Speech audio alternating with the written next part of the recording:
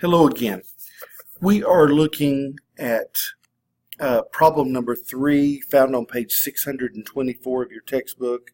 Again, we're still in lesson 10.2, talking about the area of trapezoid rhombuses and kites.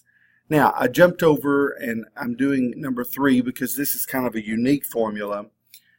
When you are doing kites or rhombuses, remember a rhombus is kind of a parallelogram with all 4 sides being equal, and a kite has connecting sides being equal. So this side connects to this one and they're equal, and then the other 2 sides are equal. So that's the difference between a rhombus and a kite. However, the formula to find their area is the same. To find the area, you simply have to take half of the product of the lengths of the diagonal. So let's remember, product means that we're going to multiply together. So the area is 1/2, and they're calling it D1 and D2. Diagonal 1, which is in blue here, diagonal 2, which is in red here.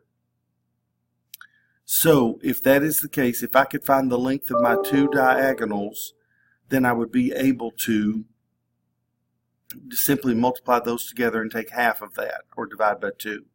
So if we look at problem 1 here, we're going to find the area of a kite.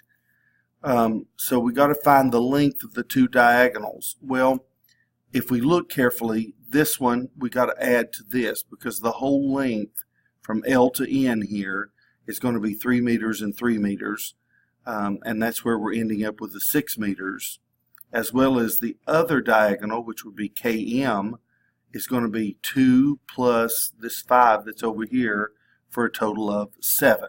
So in the example, that's where the 7's coming from and the 6 is coming from.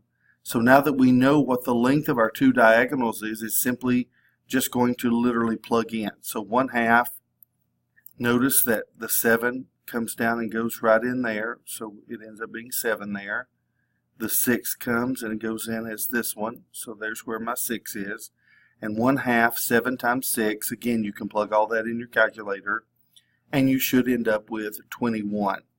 Now, because these were in meter and we're talking about area is always going to be squared meters or inches or feet, in this case meters. So the answer is 21 square meters. Okay. So what would the area of a kite with a diagonal that has 12 inches and 9 inches? So just quickly, if I were going to draw that, right there would be my 2 diagonals. We're not having to add them together. It's just saying this whole length right here was 9 and this whole length right here was 12. It's just giving us the whole length. So it's even more simple. It's just going to be 1/2 12 times 9. Again, plug all that in your calculator, or you could say 12 times 9, which is 108.